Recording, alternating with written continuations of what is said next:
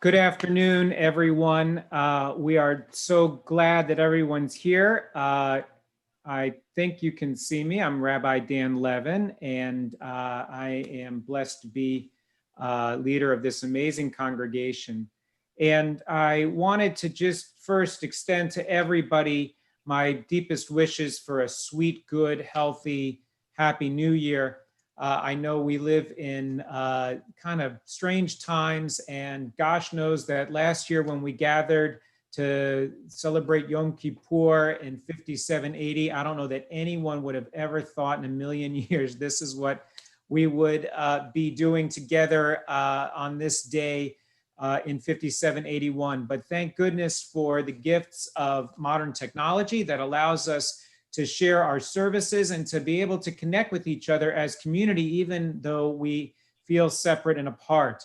And for the last several years, Temple Beth El has been blessed to have this very special part of our Yom Kippur afternoon called Beth El Talks. Beth El Talks is kind of like what it sounds like. It's an opportunity for us to hear the amazing and unique stories that are part and parcel of what our congregation is. So often when we think we're joining a synagogue, we think we're joining a rabbi, or we're joining a cantor, or we're joining a religious school or a preschool. But that's not what it means to join a congregation. To join a congregation is to join a community. And a community is made up of the life stories of so many different people who are in so many different walks of life and who are in so many different places along that journey. And so Beth El Talks is an opportunity for us to learn from other members of the congregation of their unique stories. And so today, as our Yom Kippur afternoon focuses on those who step into the breach, who focus on those who stand up in moments of challenge, we're going to hear from three really extraordinary members of our congregation. First, we're going to hear from Eric Reed, who is the longtime play-by-play broadcaster for the Miami Heat, who I don't know if you were watching yesterday after or have been seeing the news, but the Miami Heat are going to the NBA Finals this year. So great news for the Miami Heat. Eric has been with the Miami Heat as their play-by-play announcer for the entirety of their experience as an NBA team. And we'll talk a little bit more about Eric in a moment. Second, we're going to hear from Scott Poritz, who is a Palm Beach Sheriff's Officer, who's going to speak a little bit about his life in law enforcement. And our third speaker will be Jennifer Lickerman, a charge nurse at Boca Regional Hospital, who has been on the front lines of our community's fight against COVID-19. And so just a couple more words about Eric, who is going to lead us off today. Eric has broadcast over 2,300 Miami Heat games since the team's inaugural season in 1988. He's completing his 32nd season with the Miami Heat. He is a two-time Florida Sportscaster of the Year award winner. He has won 17 regional Emmy Awards. He lives here in Boca Raton as a member of our congregation with his wife, Sanid, and they have three children together, Felicia, Andrew, and Darielle. Eric is going to speak about the unique experience of raising a family and nurturing a family that has different kinds of ethnic and racial backgrounds. So Eric, thanks so much for joining us today. We so deeply appreciate your joining us. Thank you very much, Rabbi, and hello to everybody. I feel like my qualifications pale in comparison to somebody in law enforcement and nursing, doing that kind of hands-on work with our community. I tip my hat to both guests that will follow. I have been blessed from a career perspective. I've been a sports announcer for well over 40 years and been fortunate to be with the Miami Heat for 32 seasons. If the calendar was normal, we'd be weeks away from starting season 33, but we're still in the process of wrapping up this 32nd season of Heat basketball. And last night, Miami did advance to the NBA Finals for the 6th time.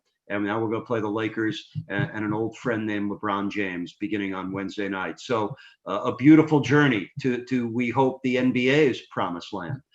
But the rabbi didn't bring me on to talk about basketball. A few months ago when the NBA season restarted and 22 of the 30 teams were quarantined in Orlando to finish out this season, a big part of the restart involved social messaging by the NBA. Personally, I've worked in the NBA for 32 years. I've never been prouder to do that than now, not only because of the way the players and coaches have handled this 2.5 months in quarantine in Orlando away from their families without fans and yet playing so hard and so well. It's a tremendous tribute to them, but even more of a tribute that the league is courageous enough to step out and make such important social messages. And one of the biggest messages that the league is giving is that Black Lives Matter. And, our organization was very upfront about asking others in the organization, would they like to speak on that? And I volunteered to do that. And I'm going to tell you why. My wife, Sonid, is from Port-au-Prince, Haiti. She is Black. I am white. She's Catholic. I'm Jewish. I grew up in New York. She grew up in Haiti. None of that, the difference in our skin, none of that keeps us apart. There's so many things that have brought us together, and none of that keeps us apart. We have 3 mixed children. The first 2 are in their 30s now, Felicia and Andrew, and they grew up going to Temple Beth El. And at that time, the temple was conservative. And when it came time, they went all through Hebrew school. And when it came time for their bar and bat mitzvah, and they were very active. My daughter played the piano and sang, almost every weekend at the temple. But they were told right before their bar and bat mitzvah that was not going to happen because their mother was not Jewish. And that whole conservative or Orthodox mindset.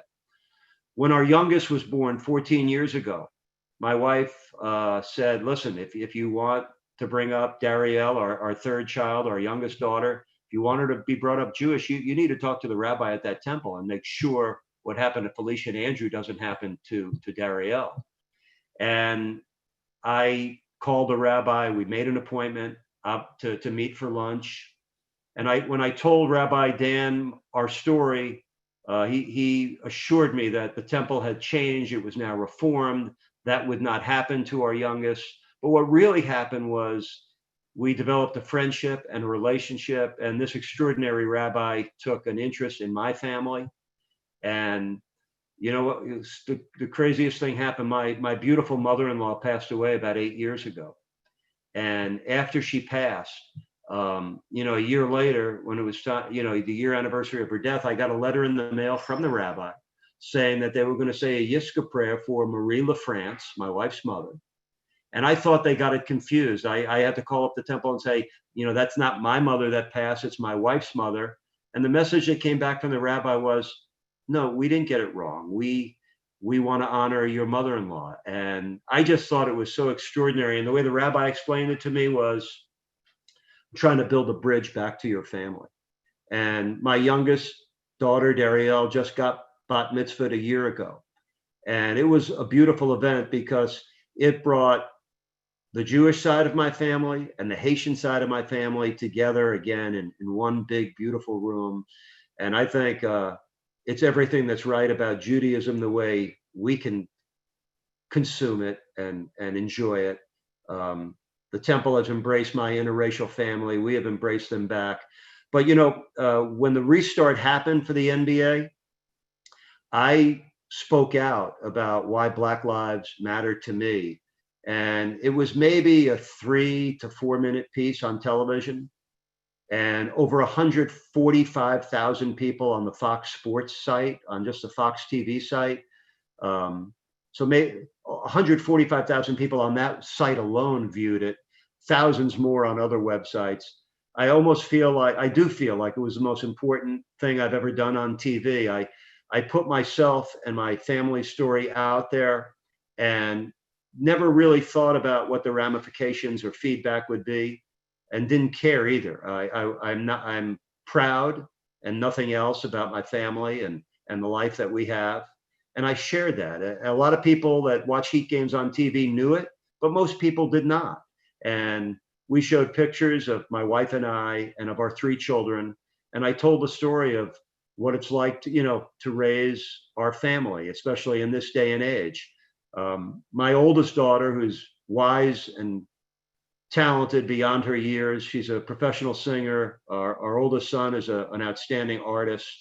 They're pursuing their dreams. But, my oldest daughter told my youngest daughter, when she was very young, Darielle, she said, mixed is black. And now, at the age of 14, when you bring up mixed kids, it's life the way it should be, because those kids, as they're growing up, have black family and white family. And I don't think initially they see the difference. There's no difference to them. And yet, as they grow older, they learn there is a difference in how they are treated, how they are viewed, how they are looked at. And my 14-year-old is now discovering, one of the gifts my wife has is she instills in all of our children to be proud of all that they are. We don't push one agenda over another. We want them to be comfortable with all that they are. And they're black and they're white and they're Jewish and they're not Jewish. And it's all a part of them. And we're proud of that. My youngest is, her social activism has been ignited. She understands that she is, even though she's light skinned, she's black. And she's at a mostly white school.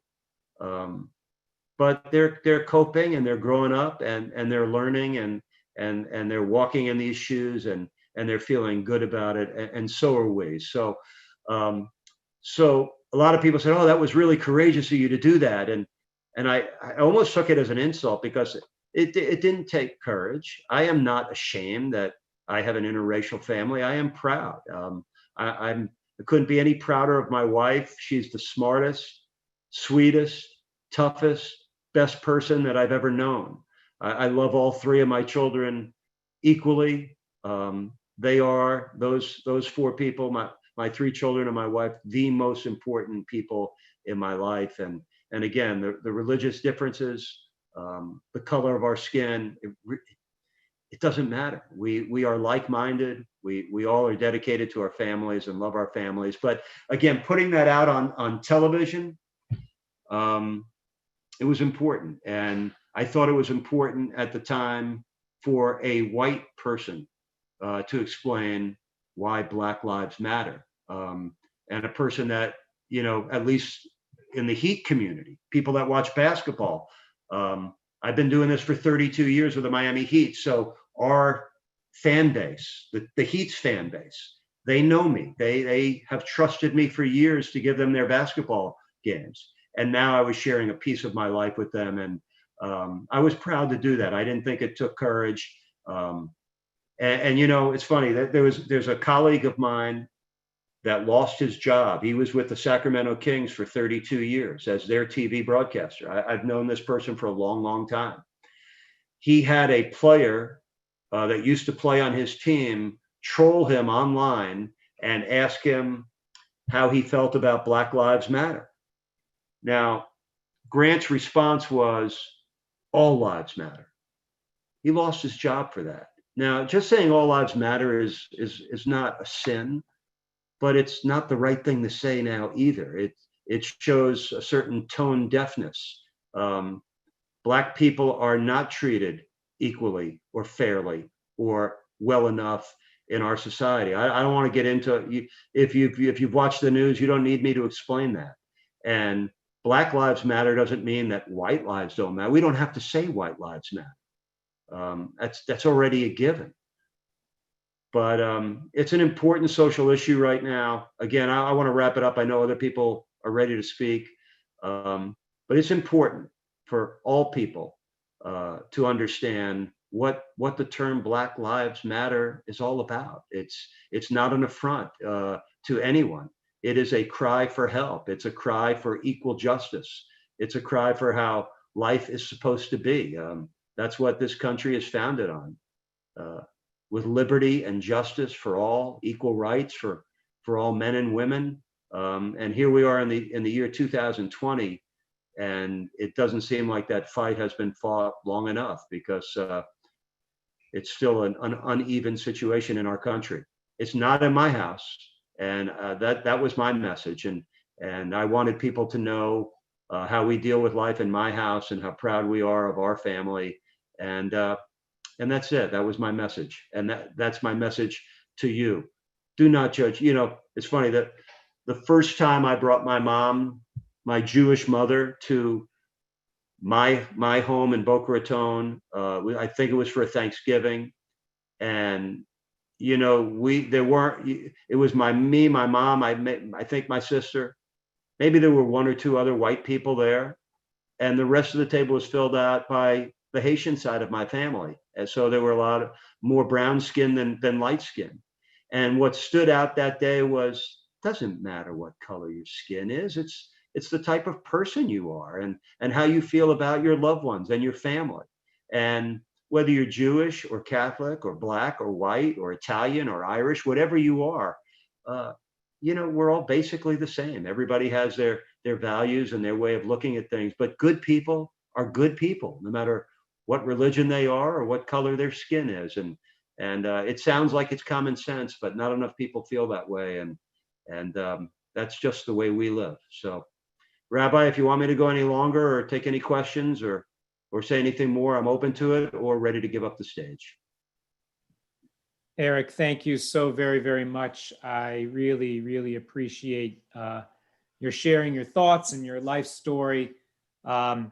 Your family is so dear to me, and I'm so grateful for you to share what is the truth of what it is to raise individual human beings. And it's on a day like today, on Yom Kippur, when we are so deeply focused on the spirit, we're reminded that the spirit is what God cares about, not the vessel in which it travels. So thank you, Eric, very, very much. Rabbi, thank you. I thank you personally, and I'm happy to do it publicly. I've never had a friendship or relationship with a rabbi like I have with you, and we are thankful for that. Our family loves and trusts you, and you've opened Temple Beth El heart first, and we appreciate that. Our whole family does. Thank you. Yeah, and we have to wish you a happy birthday too, Eric. Yeah. Thank you, This was friend. a special birthday gift you gave to us, and so we thank you for that. Thank you, Rabbi. Have a great day. Next, I want to share with us Scott Poritz. Scott Poritz started his career in law enforcement in 2002 with the Broward County Sheriff's Office, and during his 4.5 years at the Broward Sheriff, Scott was a road patrol deputy and tasked to create a homeless outreach program for the city of Pompano Beach, and also served as a crisis intervention deputy. And then in August of 2006, Scott joined the Palm Beach County Sheriff's Office. He was assigned to the village of Wellington, where he spent several years working road patrol and then becoming part of the community policing unit there for 4 years. He took on the role of Wellington's crime prevention and community outreach liaison, which included neighborhood watch and citizen observer programs, and neighborhood outreach and community policing programs, and special event logistics and planning.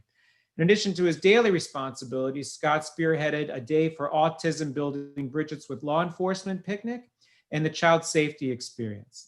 He was recently selected to the Palm Beach County Sheriff's Crime Prevention Unit, which is part of the Tactical Intelligence Division. Scott has his bachelor's in criminal justice from Florida Atlantic University, and is also a certified crime prevention practitioner through the state of Florida Crime Prevention through Environmental Design certification. Scott, thank you so much for being there to protect us and for sharing with us today. Thank you very much. Pretty much said it all. So thank everybody for coming, and we can move on to Jennifer now. No, I'm just kidding.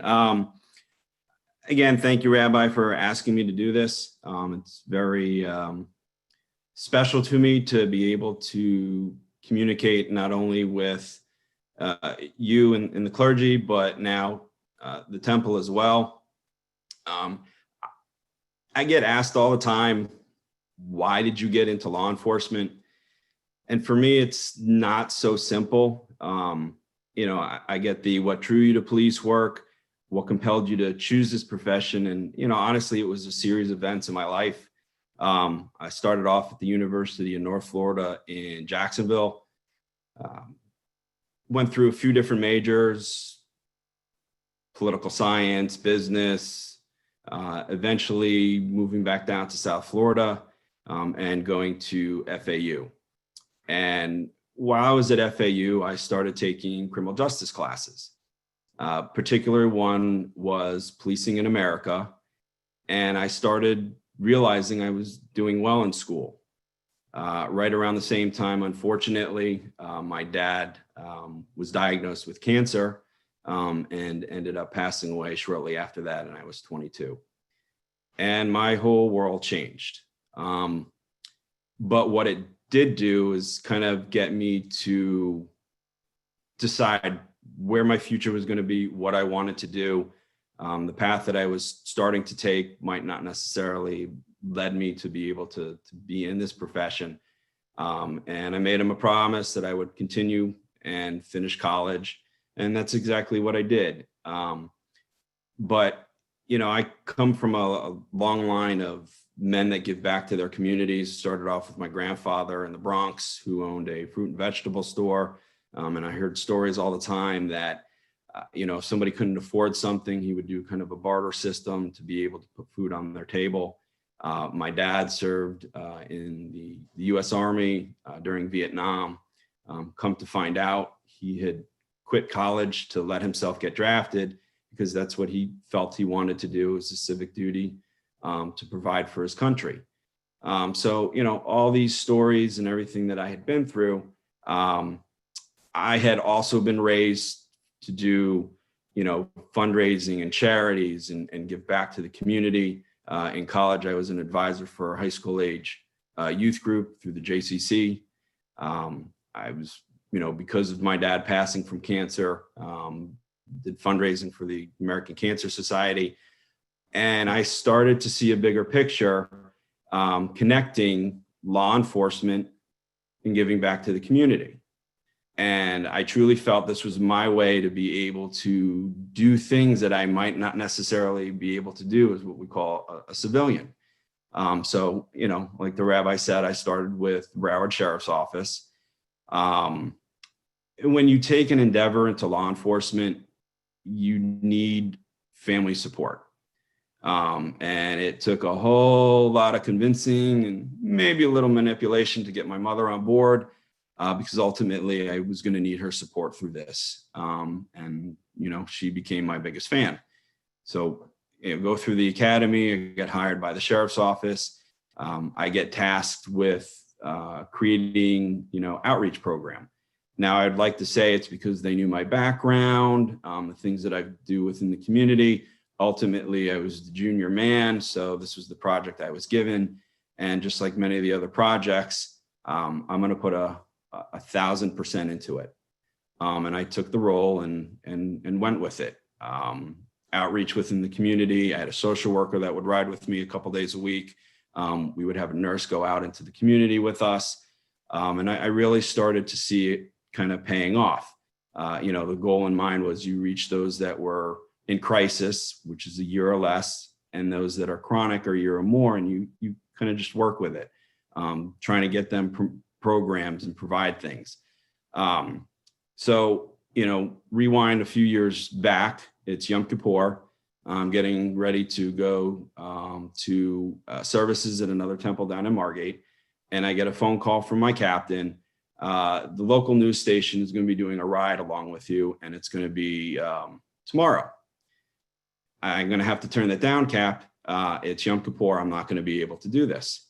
Oh, you got to do this. You know, it's, you know, something that you need to get out there. So I spoke with the rabbi at the time and I said, listen, I have this opportunity. I think it's a good thing because I'm going to be able to put the message out there as far as the outreach that we do. You know, what are your thoughts? And he said, absolutely. I said, but there's going to be maybe a small problem. He's like, what's that? I may show up in uniform to synagogue. He said, you go right ahead and do that. So I do the outreach, and it was, you know, really good to, you know, explain what was going on and show the different resources that were out there for the homeless outreach. So I go to Temple, I walk in, and everybody stops looking at the rabbi. They start looking at me and watching. Usually law enforcement is on the outside. Mind you, this is back in 2004. You know, current events would dictate that we would be the security outside. So I walk in, I sit down next to my mother. I put my talis on and my yarmulke, and I start the Yiska service. And, you know, after the commotion, everybody went back to paying attention to the rabbi. And then afterwards, I had people coming up to me, and one of the comments that kind of stuck with me was, "You people are usually on the outside." Well, I said, well, sometimes those people need to pray also. Being Jewish in law enforcement is not very common, especially back then. Now it's a little different. It's evolved a little bit more, and I do have quite a bit of coworkers that are Jewish. So that kind of just stuck in my mind. Around the same time, I then meet my now wife, and my whole world changed. Shift work for all of a sudden became something that I was not caring for. I worked nights. I had 2 days off during the week. She was a school teacher with weekends off. 4 hours during the week and 4 hours on the weekend when you're just starting to date is not really a good thing. Maybe after 25 years of marriage, somebody might want to go to only 4 hours during the week and 4 hours on the weekend. But needless to say, it started to become an interference in our relationship. And I knew that as I continued dating her, I was potentially going to take this further. So, there was a few other things within law enforcement that had happened that prevented me from being able to attend major family events and different social things. And family is very important to me. It's my whole world. So that was when I decided it was time to maybe start looking elsewhere. Palm Beach County Sheriff's, I had, several friends that were with them. They had a 4-on, 4-off schedule.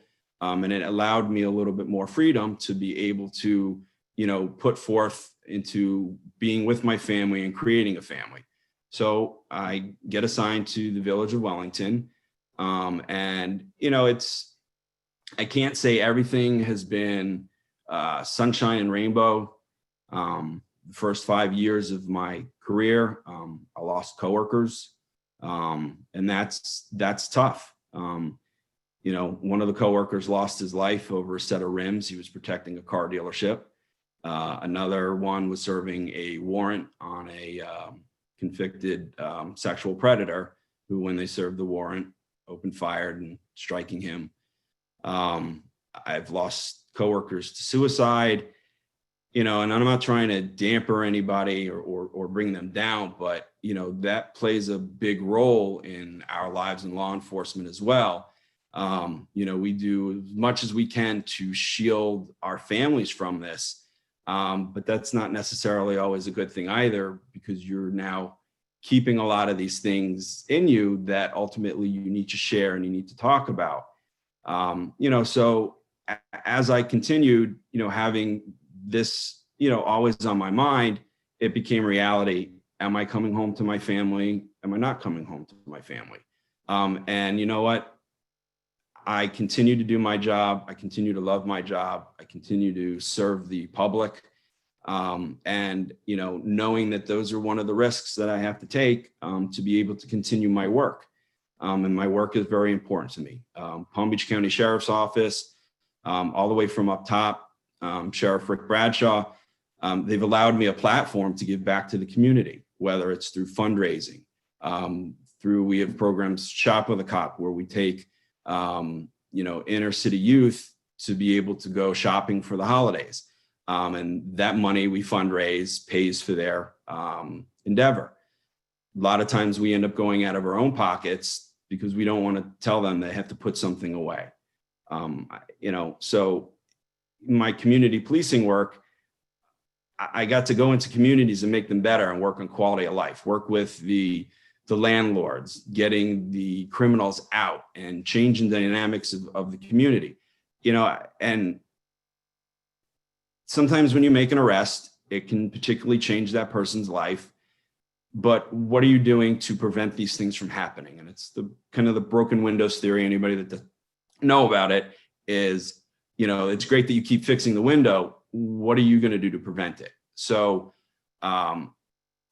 continuing that concept, I want to change my community. I want to make it better, creating the child safety experience. I was asked to look into how we could show resources for the Western communities on autism.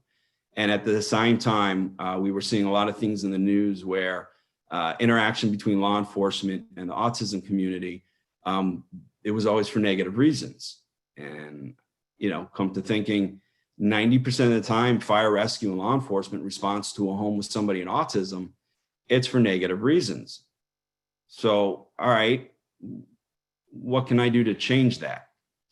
Well, we would have vendors, 20 to 25 different vendors on anywhere from drowning prevention to personal tracking devices to artism with, art with autism, different things that people can have resources for. Did fundraising for it. We provided food. We had interactive games, DJ, bounce house. And this was a day to bridge that gap between law enforcement. It's great that you can learn in a book or go in a classroom, but interaction is the best teaching mechanism. We had a touch a truck event, and all this with deputies interacting. They're sitting down and having meals with the families. They're dancing. They're playing games, the arts and crafts. So to be able to have that opportunity, I get to not only, continue in law enforcement, but I get to, on a day-to-day basis, continue giving back to the community. And, for me, having both of those worlds in one, it's very important. And I'm going to continue doing that. As the rabbi said, I recently just switched to the countywide crime prevention, which is housed in our Homeland Security division. We do things a little bit differently at PBSO. We have several things that we provide to the community, whether it's something called CEPTED, which is crime prevention through environmental design, where we'll go and look at communities and what can they do to change things to make it better. Anywhere from changing landscaping that may be blocking view to their camera systems, to their lighting, alarm systems, windows, and it's a service that we provide. Now I'm also being tasked with threat assessment and infrastructure. So I'm back to school again, learning those mechanisms to be able to start doing the different type of surveys. I'm also in school to teach what's called CRAZE, and that's civilian response to active shooters. And that's again another opportunity for me to interact with the community to, give them some tools that may helpfully prevent something from happening or saving their lives. So, like I said before, it hasn't always been sunshine and rainbows, but I've really been very fortunate in my career to combine both the law enforcement world with the community service world and community policing world, and having coworkers that have some of the same mindset and goals, and command staff that allow us to be able to do it. But ultimately, my family is the biggest portion of this, because I want to make them proud. I want to make my wife proud. I want to make my son proud, and the rest of my family proud. So continuing the traditions within my family, giving back to community is, ultimately for me, the best thing in the world. Right now we are some challenging times between, COVID and different responses with,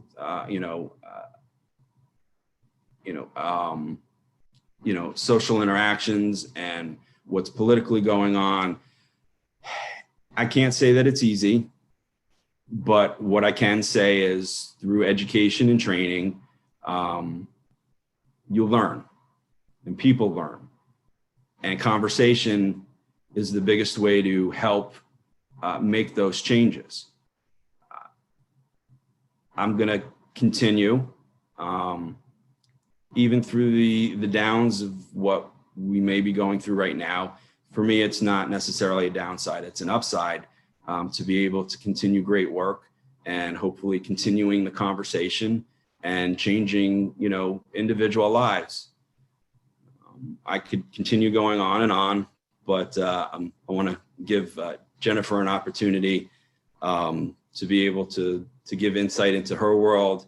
I also want to thank Eric for his conversation that he engaged in, the work that he's done with the heat, and the work that he is now doing to bring, social matters to life. And that's important. And, being Jewish in law enforcement, I feel that, and I'm not knocking anybody else's religion, but I feel that I have a little bit of a different insight as to how to go about changing and making the world better. Thank you, Rabbi. God, I can't thank you enough for your service to our community, for all the work that you do in crime prevention and for community outreach, because those relationships, as you said, are so important to keeping people safe and to continuing to make our community the kind of ideal that I know that you strive to build and that you've devoted your life for every day. And we thank you for your willingness to put yourself there on the front lines in the breach and to render service through your professional. And we give thanks to Hudson and for Stacy for loaning you to the community. And we pray that you'll continue to serve and protect us as the oath that you've taken. Thank you so much. Thank you. We are blessed now to have with us Jennifer Lickerman. Jennifer studied nursing at Florida Atlantic University and has been a nurse for 20 years. For the first 9 years of her career, she served at Holy Cross Hospital as a floor nurse and then transferred to Boca Regional Hospital 11 years ago, where she serves as a charge nurse. As she will share with us, she will talk about her experience serving as the charge nurse on one of the floors serving patients with COVID-19. And Jennifer, thank you so much for being with us today. Thank you, Rabbi. Hello, my name is Jennifer Lickerman. I'm the proud mom of an 11-year-old son, Brandon, wife to Mike, member of Beth El, part-time animal rescuer, and a charge nurse at Boca Raton Regional Hospital. I've been a nurse for 20 years, with the last 11 years at Boca Regional Hospital in the neurology unit. I always knew I wanted to be a nurse. I love being a nurse, and I couldn't imagine doing anything else. But never in my wildest dreams did I think I'd be practicing during a worldwide pandemic. One expects a certain degree of danger in jobs like police officers and soldiers, firefighters, but nurses and doctors aren't typically called upon to risk their lives on a daily basis. COVID has definitely changed that. As nurses and caregivers, we are called to serve. It's one of the main principles almost every nurse shares, and it is the mindset that has kept our team focused during these unprecedented times. I've seen a lot throughout my career, both joy and sadness with providing care during critical moments in a patient's life. As a leader and mentor, I have had the privilege to watch nurses flourish and grow in their careers. I have been challenged with having tough conversations with loved ones, having to make difficult decisions, but nothing has prepared me for what we have experienced these past few months. Prior to the COVID outbreak, the World Health Organization named 2020 the Year of the Nurse. Little did they know at that time how prophetic and justified this title would be.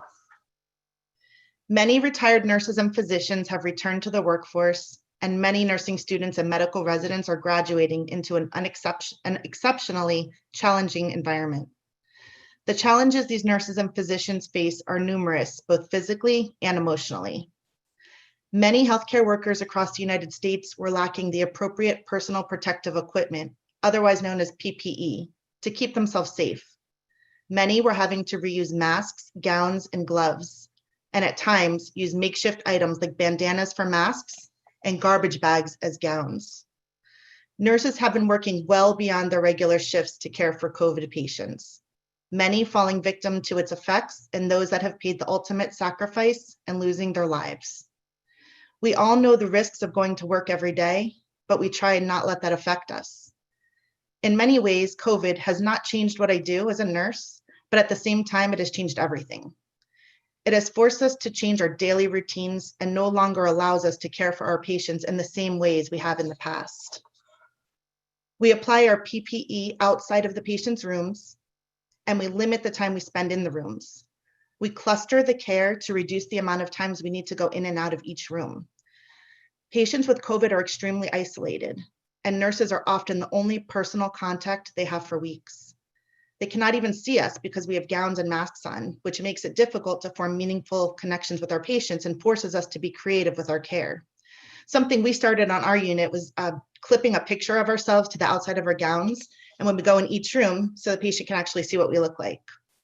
While this has been the most trying time in our careers, I'm very proud to say that I have seen this pandemic bring out the best in my coworkers and our community.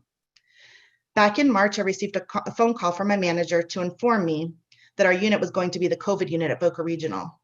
Obviously, my first reaction was fear and questioning if I could or would be able to handle this. And was I putting myself and possibly my family at risk? Many nurses and even some physicians made the difficult decision to leave the hospital setting when COVID hit rather than put themselves at risk. I have to admit that the thought did cross my mind, but decided to face the virus and not to let my colleagues and our patients down. I was scared. None of us had any idea of what to expect, and no one really knew what to do. One by one, our unit was filling up with patients presenting with COVID symptoms. Thankfully, our hospital was well equipped, and we were provided with N99 masks and had adequate PPE to help protect ourselves. We were provided with hospital scrubs, shoe covers, hair nets to wear during our shifts, and we would change into our own clothes at the end of the day. We all undressed outside or in our garages and ran to a hot shower before anyone could touch us. Many of us were exposed and had to quarantine and couldn't even be around our families. And many of us contracted COVID, some with minimal symptoms and some were extremely sick. Many nurses stayed in hotels and were afraid to go home and expose their families. I will never forget the first day. We had patients coming in with respiratory symptoms who would go from stable to suddenly gasping for air. No visitors were allowed. And in addition to us being the patient's nurses and taking care of the patients physically, we also needed to take care of them emotionally and at times step in as their surrogate families. We used our personal cell phones to FaceTime with families of patients who were scared and having difficulty breathing. We held their hands when their own families couldn't. I had families texting me videos of patients' grandchildren and great-grandchildren to play for their loved ones. One patient who was minimally responsive and confused lit up when I showed her those videos. Numerous times, I had the daunting task of FaceTiming families so they had the opportunity to say a last goodbye to their loved ones. For those patients that did not have a family, we made sure to be with them so they would not have to be alone during their final hours. We cried a lot and had to support each other through what will likely be the hardest time in our careers and in our lives. One patient who I will never forget was one of our first COVID patients and was on our unit for a week. Each day, he had become weaker with increased shortness of breath, requiring increased amounts of oxygen. His wife was unable to visit and be by his side and was frantic, calling and crying on the phone. We weren't sure what to tell her or knew what was next, but I, along with the floor nurses, made sure to stay in frequent communication with her to help her understand what was happening day to day. Ultimately, we were unable to maintain his oxygen saturation, and he was transferred to the intensive care unit. In ICU, he was intubated and placed on a ventilator. He was intubated for 17 days, and he was in the hospital for a total of 35 days. He was given a 10% chance of survival. His incredible care was a huge team effort of multiple disciplines. He was put on continuous dialysis, started on multiple IV drug medications, placed on a special bed to place him on his stomach to avoid complications and help him breathe better. The entire hospital was rooting for him, and no one would give up. At that time, every unit was given an iPad to use to Zoom with families. We tried our best to arrange this with each and every patient. The staff tried to arrange Zoom calls for this patient as often as possible, as he seemed to show signs that this was helping him even while he was on the ventilator. After 17 days, the tube was removed and he was off the ventilator and breathing on his own. The nurse got him cleaned up, shaved, and started a Zoom meeting with his family. It would take some time before he was able to speak back, but his family was so thankful to finally be able to see him breathing on his own and attempting to communicate. The staff continued to assist the family to communicate via Zoom until he was able to respond and eventually use his own cell phone after a nurse continuously encouraged him to use a stress ball to strengthen his hands. We could see his spirit growing each day as he improved, and he seemed to reach a new milestone every day. His nurses, physicians, physical, occupational, and speech therapists were cheering him on as he excelled with his therapy. It truly was a miracle. We were expecting him to go to intensive rehab upon discharge, but once again, he shocked us all, and he was able to go home with physical therapy. The best is when a COVID patient is discharged at our hospital, we play the Rocky theme song overhead throughout the hospital, and the physicians, nurses, physical therapists, occupational, and speech therapists Nurses, assistants, and administrators fill the main entrance, clapping for them and holding signs celebrating their recovery and discharge. This patient, after 35 days in the hospital, cried as he saw his family, and they embraced in the biggest hug. He, his wife, and son were so grateful and told his amazing story to the local news stations. We, as a team, will never forget him and are so proud to be a part of his amazing recovery. Another patient I will never forget was with us around 2 months. She also came to our unit and began to rapidly decline. She was rushed to the intensive care unit and placed on the ventilator. She was on the ventilator so long that she needed a tracheostomy and a feeding tube to keep her breathing and nourished. Our amazing team of physicians, nurses, and therapists never gave up on her, and she pulled through. Like the other patient I spoke about, she also walked out of our hospital. She was breathing and eating on her own. Her recovery was amazing to watch and one of the many incredible outcomes we have had thanks to the dedication and care of our entire team of physicians, nurses, and therapists. This virus does not discriminate. It affects people of all ages, races, sizes, and religions all over the world. I implore all of you to please take this virus seriously. It is very real, and I've seen it with my own eyes. I've seen how it affects our patients and their families. One thing I have learned is that the worst of times can bring out the best in a community. The community support that the hospital, healthcare workers, and myself personally have received has been incredible. We have had family-sponsored lunches and dinners for the staff, local restaurants, country clubs, and our own temple provided countless meals to many of our local hospitals. One of our temple members, who is also my friend, Jennifer Shapiro, and her daughter, Lauren, spent days wearing masks and gloves, baking cookies from scratch, mandel bread, and other baked goods for our entire hospital. Each nurse and nurse's assistant were given an individual bag with a personalized note thanking them for all they do. We had people from the community line our street where we'd leave the hospital after change of shift, holding signs thanking us and honking their horns. The Silverfines, Betsy Silverfine and her family were there, so thank you. Boca Raton Police Department, Boca Raton Fire Rescue, and Broward Fire Rescue honored us with a parade of police cars, fire trucks, ambulances, and motorcycles, using their sirens and thanking us for our service. Something that also meant a lot to all of us is a family who reached out to me after their father was in our hospital and we saved his life. She told us that she likes to knit and wanted to do something for us. One of the big complaints you will hear from the staff is that wearing a mask all day kills your ears. She came up with these beautiful knitted headbands and crocheted hearts with buttons to attach our masks to. She delivered them every weekend for months. Many staff were calling me asking when the next batch would be delivered. So many people in the community were calling us asking how they could help. Little things like this make the biggest difference. We appreciate all of the community support more than you will ever know. While this experience has been challenging and it is far from over, it has made me realize a few things. That I'm stronger both mentally and physically than I ever gave myself credit for. That I am blessed to have my family close by, to have shared both socially distanced celebrations, Zoom calls, FaceTime, and group texts with those that I love. That I know I was meant to be a nurse. That I am so lucky to have an amazing 11-year-old son who never complains about missing out on part of his childhood. Instead, he makes it his mission to put a smile on my face and tell me everything is going to be okay. That I am so thankful for my husband, whose unwavering support has allowed me to take on additional shifts and be there for people who needed me the most. And that I am so appreciative to be a part of this community, including my coworkers, friends, congregation of Beth El, and those that I have never met who have been so generous and caring for those of us on the front lines. And I put together a little montage of some pictures and video from the hospital. So we're going to play that next.